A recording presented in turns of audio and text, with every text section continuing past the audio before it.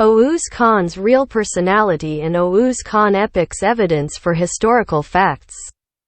Afet İnan says, the pieces of pottery, etc., obtained from the excavations made by archaeologists are the only source for learning the development stages of material culture in various periods, as well as epopee, story, fairy tale, etc. The products of spiritual culture also illuminate the dark spots of those past various epochs. These are more important than the pottery obtained in the excavations, because these are not dead crumbs under the ground, but documents that have lived for thousands of years in the spirit of the community. Oğuz Kağan, son of Kara Khan. He was a young man with a beautiful face, majestic, brave, generous, beautiful body and medium height. The light of Islam would shine on his face from birth. Turks marveled at his beauty. Yes, as it is understood from this and similar narrations of our national sources, Oğuz Kağan was born as a believer, and one God believer. In this respect, unlike the other children, little Oğuz did not take the breast of his mother, who had not yet believed, despite all insistence, nor did he suckle his milk. While his mother, who was greatly worried about this, was writhing in endless despair, little Oğuz voiced in his dream and said, "If you want me to suckle your milk, believe in the only God. Consider your right on him as it is," he said. For a few days, the poor mother, who saw the same dream over and over, was stunned and finally had to secretly believe in the existence and oneness of Allah. Thus, the first woman from the Oghuz tribe to believe in God of her own free will became the honorable mother of Oğuz Kağan. However, when little Oğuz grows up and reaches the age of speaking, the first words that come out of his mouth are Allah, God. It meant it was. In this respect, Oghuz was created by God as a believer, a one God believer, person born from birth. Only his name, that is, God, was in his heart and tongue. Again, according to what we learned from the statements of our national sources in this direction, there was a great maturity in his actions and behaviors. He had always been with Allah, remembered him and thanked him from his early childhood, even until he reached the age of maturity. He never let him down. Finally, the light and blessing of Allah reached him and he became superior to everyone in all kinds of science and skill, namely in shooting arrows, using the spear, and playing the sword. Now he was a true believer and a fighter veteran of the path of truth. Oğuz Kağan's first religious revolt against his father, however, the circle of Oğuz Kağan was in disbelief and delusion. His father, Kara Khan, was an infidel who firmly adhered to the religion of his ancestors. In this respect, Oğuz had to hide that he was a one-God believer in his early youth. Only his mother knew how he was. However, Oğuz took his second big test in this sense during marriage and he came out of this with dignity in line with his own beliefs. His father Kara Khan took 2 girls to marry them with his son Oğuz Kağan. However, the Oghuz did not even take these wives into his own bed because they worshipped idols and were not one God believers. Oğuz Kağan found another girl and he said that he could marry her if he believed in the existence and oneness of God, and she happily accepted this. Kara Khan had long consultations with the clan chiefs and as a result, he decided to kill Oğuz and his followers, who had abandoned the religion of their ancestors, without hesitation.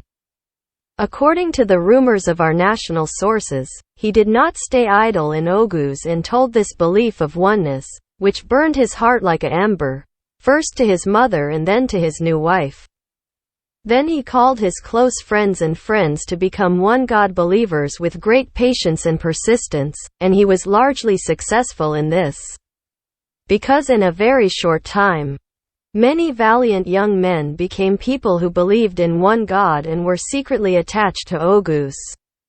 Oğuz Kağan's first call to jihad, war, Oğuz, who was informed by his believing wife, or mother, that his father Kara Khan was making great preparations to kill him for abandoning the religion of his ancestors, and that his father, Kara Khan, was planning to kill him at a hunting party. Informed his close friends about the situation and asked them to gather around him with a simple sword. This was his first jihadist army. Oghuz gathered around him and marched against his father, the infidel Kara Khan, and many other notables of the tribe, including his father and his uncles, died in this first battle. After Oğuz Khan sat on his father's throne in this way, he called all the people in the province to be one God believers. Thus, Oğuz Khan was establishing the first one God believers Turkish Oghuz state. These Oghuz had a flag. Its color was red. As it is understood from the narrations of our national resources in this direction. After that, Oğuz Khan made many more expeditions in the east, west, north and south directions and conquered these places with his bright sword, so his state spread over very wide areas and became a huge empire. Is Dhu'l-Qarnayn Oğuz Khan?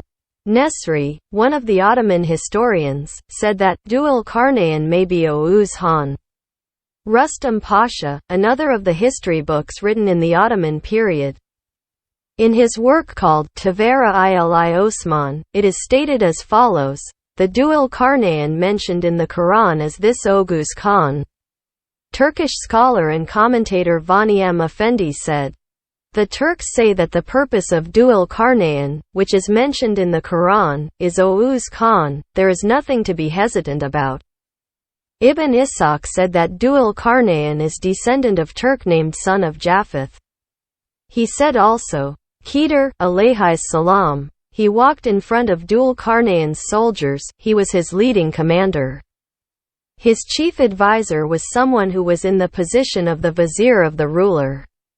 It is reported that Khidr was the son of Prophet Ibrahim's aunt. Dhu'l-Qarnayn appointed him as his chief advisor and consulted with him on important issues and thus won many victories. Dhu'l-Qarnayn, he is one of the greatest world conquerors ever. His real name is Oğuz Kağan. He lived in the time of Prophet Abraham, that is, in the 18th century BC. With his indoctrination and guidance, he accepted the religion of Hanifism and made it a great dominion of faith spreading. It is recorded in our national sources that Oğuz Kağan lived for 116 years. He embarked on many great divine military expeditions in the direction of west, east, north, south. He established a domination of faith and a great peace empire. In this respect, he was given the title of Dhu'l-Qarnayn. He became the addressee of the Quran and its revelation and joined the group of good servants. Likewise in the Oğuz Kağan epic.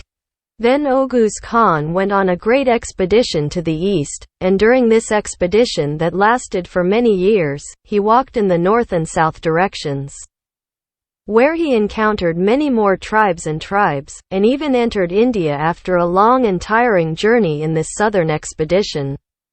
And it has been declared that he has conquered these places, thus establishing a whole world empire, and the divine will in these verses of the Quran has become much better understood.